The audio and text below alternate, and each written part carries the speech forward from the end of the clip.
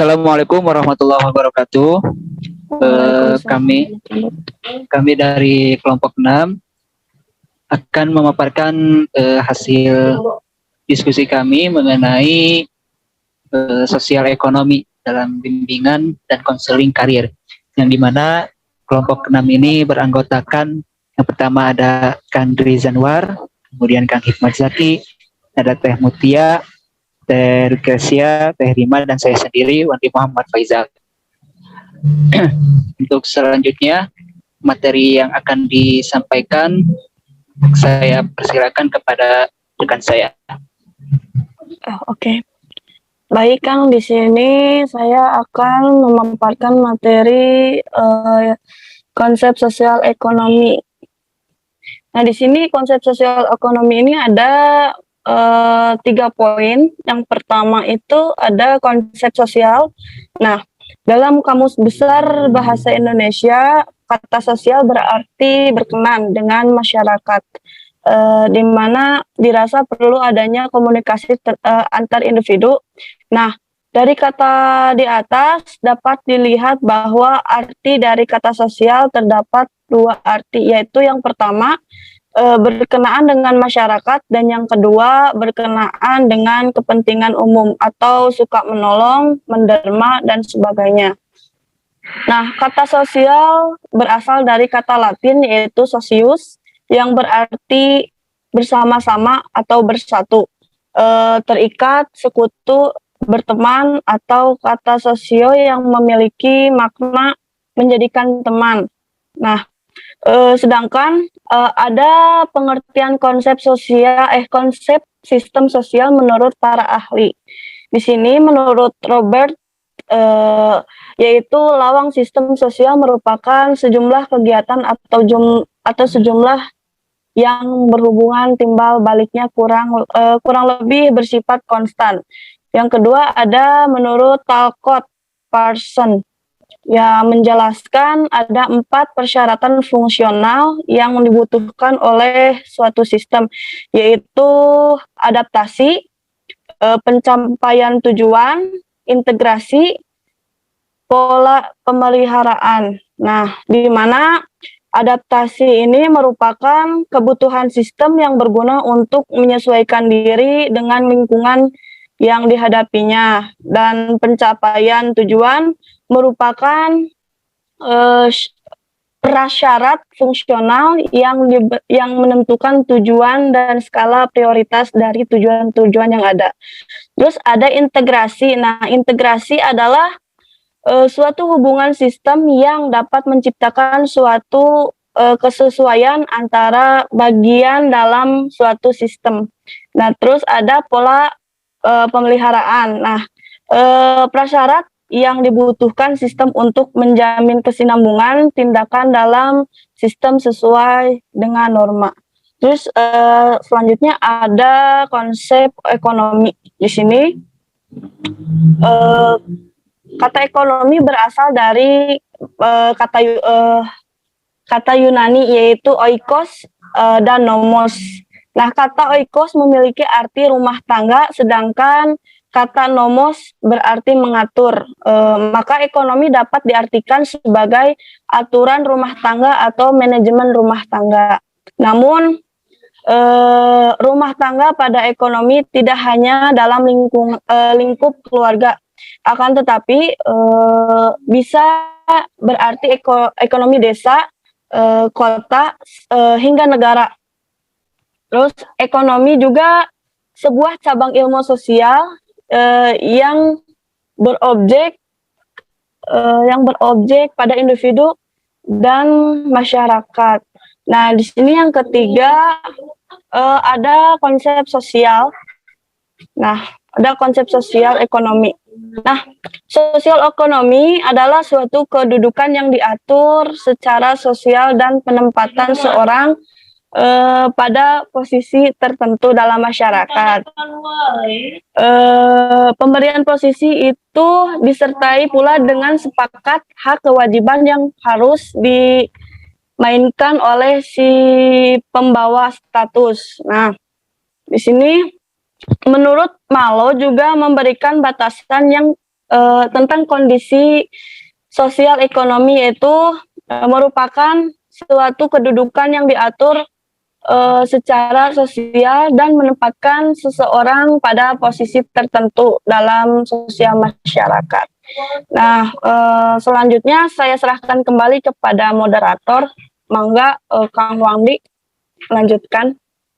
Baik, terima kasih kepada Teh Rima yang sudah memaparkan materinya. Untuk materi selanjutnya saya serahkan kepada kawan saya, Teh Ruth Gracia. Mangga, silakan. Baik, terima kasih untuk rekan saya. Di sini saya akan menjelaskan tentang faktor-faktor penentu sosial ekonomi. Faktor-faktor yang menjadi penentu sosial ekonomi di masyarakat diantaranya adalah tingkat pendidikan, tingkat pendapatan, kepemilikan kekayaan, dan jenis pekerjaan. Nah, tingkat pendidikan ini di sini menurut Undang-Undang Republik Indonesia Nomor 2000 Tahun 2003, Pasal 3, yaitu pendidikan bertujuan untuk mencerdaskan kehidupan bangsa dan mengembangkan manusia Indonesia seutuhnya, yaitu manusia beriman dan bertakwa kepada Tuhan Yang Maha Esa dan berbudi pekerti luhur, memiliki pengetahuan dan keterampilan, kesehatan jasmani dan rohani, kepribadian yang mantap dan bertanggung jawab kemasyarakatan dan kebangsaan. Di sini melihat dengan tujuan yang ada di Undang-Undang RI Nomor 20 Tahun 2003, maka pendidikan diselenggarakan dalam jalur pendidikan sekolah dan luar sekolah. Nah, yang selanjutnya adalah pendapatan. Pendapatan ini adalah jumlah semua hasil suatu pekerjaan yang diterima oleh orang bekerja yang diwujudkan dalam bentuk uang dan barang. Di sini ketika ada orang ataupun seseorang yang bekerja dan dia akan mendapatkan sesuatu uang ataupun barang ketika dia bekerja. Nah, kemudian ada juga kepemilikan kekayaan. Kepemilikan kekayaan ini merupakan kekayaan yang berupa barang-barang yang memiliki manfaat guna menunjang kehidupan ekonomi. Menurut Mangin Sihi, pekerjaan adalah kegiatan yang dilakukan oleh orang tua yang berguna untuk memenuhi nafkah. Nah, pekerjaan ini yang dilakukan berbeda-beda sehingga dapat menghasilkan perbedaan tingkat penghasilan. Nah, contohnya ketika dia menjadi manajer, gajinya tidak akan sama dengan bawahannya. Nah, seperti itu contohnya. Dengan tingkat penghasilannya. Kemudian ada juga jenis pekerjaan. Pekerjaan menjadi penentu dari status sosial ekonomi. Karena kenapa? Karena dengan melakukan pekerjaan kebutuhan dan keperluan dapat terpenuhi perekonomian dan kepuasan. Nah, selanjutnya akan dijelaskan rekan saya. Terima kasih. Baik, terima kasih kepada Gracia yang telah memaparkan materinya. Kemudian materi selanjutnya akan disampaikan oleh saya sendiri, yaitu mengenai perubahan sosial ekonomi. Untuk slide selanjutnya, Teh. Nah, ada beberapa pendapat yang mengenai definisi perubahan sosial ekonomi. Di antaranya, yang pertama itu menurut McIver. Menurut McIver itu perubahan sosial adalah sebagai perubahan dalam hubungan sosial atau sebagai perubahan terhadap hubungan keseimbangan sosial.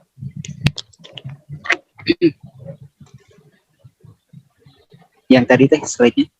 Ya. Kemudian pendapat yang kedua adalah menurut Surjono Sukanto. Menurut Surjono Sukanto itu perubahan sosial adalah segala perubahan pada lembaga sosial yang mempengaruhi sistem sosial, termasuk di dalamnya ada nilai, sikap, dan perilaku ya antara kelompok dalam bermasyarakat. Kemudian yang ketiga menurut Nursid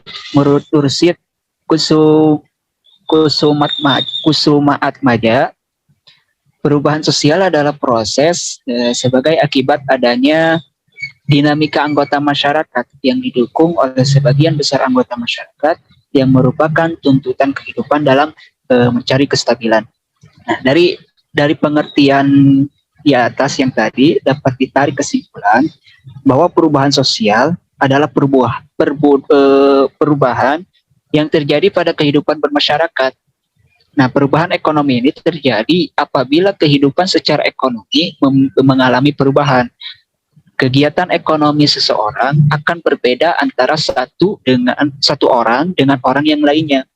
Di antara perubahan tersebut adalah jenis pekerjaan dan gaji yang berbeda sehingga membawa perbedaan tentang perubahan ekonomi. Misalnya pekerjaan yang lebih baik dengan pendapatan yang lebih tinggi akan membawakan kehidupan yang lebih baik yang lebih baik lagi dalam ekonomi. Kemudian selanjutnya ada peningkatan sosial ekonomi. Slide selanjutnya, Teh. Nah, sosial ekonomi di sini adalah hubungan dinamis dalam masyarakat yang berkaitan dengan mata pencaharian dan perolehan pendapatan. Kemudian perekonomian masyarakat juga dapat dilihat dari adanya gejala-gejala upaya penentuan kehidupan masyarakat atau kehidupan manusia gitu. Kemudian pemenuhan kebutuhan hidup tersebut dapat meningkatkan sosial ekonomi masyarakat di sekitar. Nah, menurut Parsons, kehidupan sosial masyarakat itu dipandang sebagai suatu sistem sosial, yang artinya kehidupan tersebut harus dilihat sebagai suatu keseluruhan atau totalitas dari bagian-bagian atau unsur-unsur yang saling berhubungan dalam kesatuan. Sistem sosial yang dijelaskan oleh Parsons itu melalui 4 subsistem yang menjelaskan fungsi-fungsi utama di dalam kehidupan masyarakat yang sering disingkat dengan skema AGIL ya. Hal ini digunakan agar masyarakat dapat bertahan. Di antara AGIL tersebut, yaitu AGIL itu, yang pertama, yang A itu adalah adaptation atau adaptasi, yaitu sebuah sistem yang harus menyesuaikan diri dengan lingkungan dan menyesuaikan lingkungan itu dengan kebutuhannya. Kemudian yang kedua G, goal attainment atau pencapaian tujuan, yaitu sebuah sistem harus mendefinisikan dan mencapai tujuan utamanya. Yang ketiga yang I, integration atau integrasi, yaitu sebuah sistem yang harus mengatur antara hubungan yang menjadi komponen. Kemudian yang keempatnya yang L, latensi atau pemeliharaan pola, yaitu sebuah sistem yang harus melengkapi, memelihara dan memperbaiki baik dari motivasi individual maupun pola-pola kultural yang menciptakan dan menopang motivasi. Nah, dengan melakukan strategi sosial agil itu, masyarakat yang dikemukakan oleh Parsons maka dapat digunakan untuk meningkatkan sosial ekonomi masyarakat. Selain itu, teori tindakan sosial yang dipaparkan oleh Max Weber. Menurut Max Weber ini, ruang lingkup tindakan sosial memusatkan perhatiannya pada tindakan yang jelas-jelas melibatkan campur tangan proses pemikiran antara terjadinya stimulus dan respons. Dan teori tindakan sosial ini mendasarkan diri pada pemahaman interpresif. Tindakan sosial ini adalah makna subjektif, tindakan individu atau aktor, dan tindakan ekonomi merupakan perilaku seseorang yang diorientasikan kepada pemanfaatan dan juga perilaku dari orang lain. Kemudian teori tindakan sosial Weber ini dibagi menjadi 4. Yang pertama ada tindakan tradisional. Nah, tindakan tradisional ini merupakan perilaku yang tidak berdasarkan pemikiran, melainkan hanya dari tradisi dan kebiasaan. Itu faktor sosial Weber Max ya. Yang pertama tindakan tradisional, yang kedua ada tindakan afektif, merupakan perilaku yang berdasarkan emosi atau nafsu atau sentimental. Kemudian yang ketiga tindakan orientasi nilai atau sering pula disebut rasionalitas nilai, yaitu merupakan perilaku yang berorientasi kepada tujuan, tetapi mungkin bukan rasional. Agama dalam hal ini sumber utama dari rasionalitas nilai. Kemudian yang keempat, ada tindakan nasional instrumental, yaitu merupakan perilaku yang berorientasi pencapaian tujuan yang berdasarkan pilihan rasional. Nah, itulah keempat tindakan sosial menurut Weber. Yang pertama diantaranya ada tadi tindakan tradisional, tindakan afektif, tindakan orientasi nilai, dan tindakan rasional instrumental. Mungkin itu saja yang bisa saya paparkan. Untuk materi selanjutnya saya serahkan kepada rekan saya. Mangga dilanjut. Baik, terima kasih sebelumnya. Di sini saya akan menjelaskan tentang aspek-aspek status sosial ekonomi. Menurut Telconversion berpendapat bahwa beberapa indikator tentang penilaian seseorang mengenai kedudukan seseorang dalam lapisan sosial di masyarakat antara lain yang pertama ada bentuk ukuran rumah, keadaan perawatan, tata kebun dan sebagainya. Yang kedua ada wilayah tempat tinggal, apakah bertempat di kawasan elit ataukah kumuh. Yang ketiga pekerjaan atau profesi yang dipilih seseorang. Yang keempat sumber pendapatan. Total penghasilan, pengeluaran, simpanan dan kepemilikan harta yang bernilai ekonomis merupakan indikator untuk menentukan tingkat kondisi ekonomi seseorang. Jadi dapat disimpulkan bahwa indikator dari status sosial ekonomi antara lain seperti pendidikan, pekerjaan, pendapatan, status kepemilikan, tanggungan, jenis tempat tinggal, menu makan sehari-hari, status dalam masyarakat, partisipasi dalam masyarakat. Yang kedua ada klarifikasi status sosial ekonomi. Klarifikasi status sosial ekonomi menurut Coleman dan Kresi dalam Sumardi. Yang pertama ada status sosial ekonomi atas. Status sosial ekonomi paling atas ini merupakan kelas sosial yang berada paling atas dari tingkatan sosial yang terdiri dari orang-orang yang sangat kaya seperti kalangan konglomerat. Mereka sering menempati posisi teratas dari kekuasaan. Sedangkan Sitorus menyatakan bahwa status sosial ekonomi atas yaitu status atau kedudukan seseorang di masyarakat yang diperoleh berdasarkan penggolongan menurut harta kekayaan, yang dimana harta kekayaan yang dimiliki di atas rata-rata masyarakat pada umumnya dan dapat memenuhi kebutuhan hidupnya dengan baik. Masyarakat yang jumlahnya relatif sedikit dan tinggal di bawah kawasan elit perkotaan. Berdasarkan pendapatan beberapa ahli di atas, dapat disimpulkan bahwa status sosial ekonomi atas yaitu status sosial atau kedudukan seseorang di masyarakat yang diperoleh berdasarkan penggolongan menurut kekayaan, di mana harta yang dimiliki ada di atas rata-rata masyarakat pada umumnya dan dapat memenuhi kebutuhan sehari-hari dengan baik. Yang kedua ada status sosial ekonomi bawah.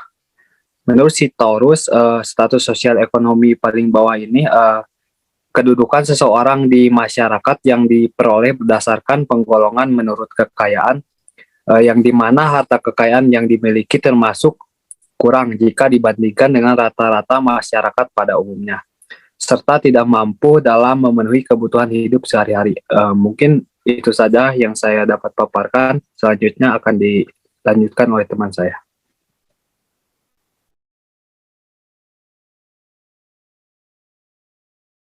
Oke, baik, terima kasih yang telah memaparkan materinya. Untuk materi selanjutnya akan dipaparkan oleh rekan selanjutnya. Maka yang selanjutnya tingkat status sosial ekonomi. Ada beraneka ragam masyarakat yang kita jumpai dalam kehidupan masyarakat, diantaranya yang pertama kelas atas. Kelas atas berasal dari golongan kaya raya seperti golongan konglomerat, kelompok eksklusif, dan sebagainya. Pada kelas ini, segala kebutuhan hidup dapat terpenuhi dengan mudah, sehingga pendidikan anak memperoleh prioritas utama. Karena anak yang hidup pada kelas ini memiliki sarana dan prasarana yang memadai dalam belajarnya dan memiliki kesempatan untuk mendapatkan pendidikan tambahan sangat besar. Yang kedua, kelas menengah. Kelas menengah biasanya diidentikan oleh kaum profesional dan para pemilik toko dan bisnis yang lebih kecil. Biasanya ditempati oleh orang-orang yang kebanyakan berada pada tingkat yang sedang-sedang saja. Kedudukan orang tua dalam masyarakat terpandang, perhatian mereka terhadap pendidikan anak-anak terpenuhi, dan mereka tidak merasa khawatir akan kekurangan pada kelas ini. Yang ketiga, kelas bawah.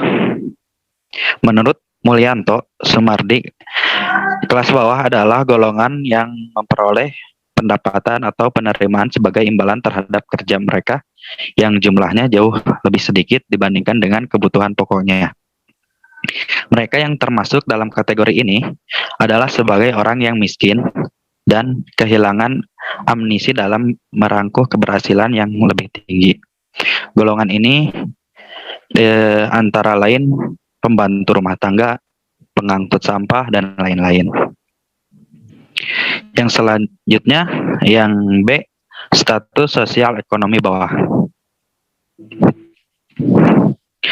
Yang pertama, metode objektif. Ditentukan berdasarkan kriteria objektif, antara lain jumlah pendapatan, lama atau tinggi pendidikan, dan jenis pekerjaan. Yang kedua, metode subjektif. Dalam metode ini, golongan sosial dirumuskan menurut pandangan anggota masyarakat menilai dirinya dalam hierarki kedudukan dalam masyarakat itu. Yang ketiga, metode reputasi. Metode ini dikembangkan oleh Lloyd Wardner. Dalam metode ini, golongan sosial dirumuskan menurut bagaimana masing-masing anggota masyarakat menempatkan dirinya dalam stratifikasi masyarakat tersebut. Kesulitan golongan itu sering tidak sesuai dengan tanggapan orang dalam kehidupan sehari-hari yang nyata tentang golongan sosial masing-masing. Yang selanjutnya saya kembalikan ke moderator. Baik, terima kasih Kang Dery yang telah memaparkan materinya. Untuk materi selanjutnya akan dipaparkan oleh rekan saya. Pengertian lain dari status sosioekonomi sebagai pengelompokan orang-orang status lebih tinggi dibanding orang lain. Kedua, tingkat pendidikan yang berbeda. Ada beberapa individual yang memiliki akses yang lebih besar terhadap pendidikan yang lebih baik dibanding dengan orang lain. Selain itu, apa sih hubungannya teori sosial ekonomi dengan karir? Tentu saja ada hubungannya. Faktor sosioekonomi dapat memberikan pengaruh terhadap minat siswa melanjutkan pendidikan, baik itu perguruan tinggi, menengah atas, dan lain sebagainya. Keadaan status sosioekonomi keluarga tentulah mempunyai peranannya terhadap perkembangan anak-anak. Apabila kita pikirkan bahwa dengan adanya perekonomian yang cukup, lingkungan material yang dihadapi anak di dalam keluarganya itu lebih luas, ia mendapat kesempatan yang lebih luas untuk memperkembangkan bermacam-macam kecakapan yang tidak dapat ia perkembangkan apabila tidak ada alat-alatnya. Hubungan orang tua hidup dalam status sosioekonomi serba cukup dan kurang mengalami tekanan-tekanan fundamental seperti dalam memperoleh nafkah hidupnya yang memadai. Orang tuanya dapat mencurahkan perhatian yang lebih dalam kepada pendidikan apabila ia tidak disulitkan dengan perkara kebutuhan-kebutuhan primer kehidupan manusia. Begitupun sebaliknya, status sosioekonomi rendah kadangkala dideskripsikan sebagai orang yang memiliki penghasilan rendah, kelas pekerja atau kerah biru, sementara status sosioekonomi menengah kadangkala dideskripsikan sebagai orang memiliki penghasilan menengah memegang pekerjaan manajerial atau kerah putih. Nah, contohnya apa sih dari pekerjaan status sosioekonomi? Yang pertama di rendah dulu ya. Rendah adalah contohnya buruh pabrik, buruh manual, penerimaan dana kesejahteraan, dan pekerja bagian pemeliharaan. Hubungan yang lainnya yakni teori ekonomi utama yang terkait dengan pengembangan karir adalah teori modal manusia. Teori modal manusia menunjukkan bahwa individu berinvestasi dalam pendidikan dan pelatihan untuk mencapai pekerjaan bergaji lebih tinggi dengan lebih prestise. Baik, untuk kesimpulannya dari apa yang tadi sudah dibahas adalah bahwa sosial ekonomi ini adalah suatu kedudukan yang diatur secara sosial dan menempatkan seseorang pada posisi tertentu dalam masyarakat Pemberian posisi itu disertai pula dengan seperangkat hak dan kewajiban yang harus dimainkan oleh si pembawa status. Kemudian hubungan sosial ekonomi dalam bimbingan dan konseling karir ini akan menjadi sebuah problem bagi siswa dalam menentukan karir siswa, yaitu tergantung hubungan sosial ekonomi dari orang tua siswa tersebut. Jika tadi kan sudah dibahas bahwa ada beberapa jenis tingkatan status sosial ekonomi, ada kelas atas, kelas menengah, dan kelas bawah. Kemungkinan jika siswa tersebut, keluarga siswa tersebut memiliki tingkatan kelas atas, maka kemungkinan siswa tersebut akan dengan mudah menentukan karirnya, ya. Dan begitupun seterusnya begitu. Ya, mungkin cukup sekian dari kelompok kami. Mohon maaf apabila ada kekurangan dan kesalahan. Terima kasih atas segala perhatiannya. Saya akhiri. Wallahul muwaffiq wal aqwam bithoriq. Assalamualaikum warahmatullahi wabarakatuh.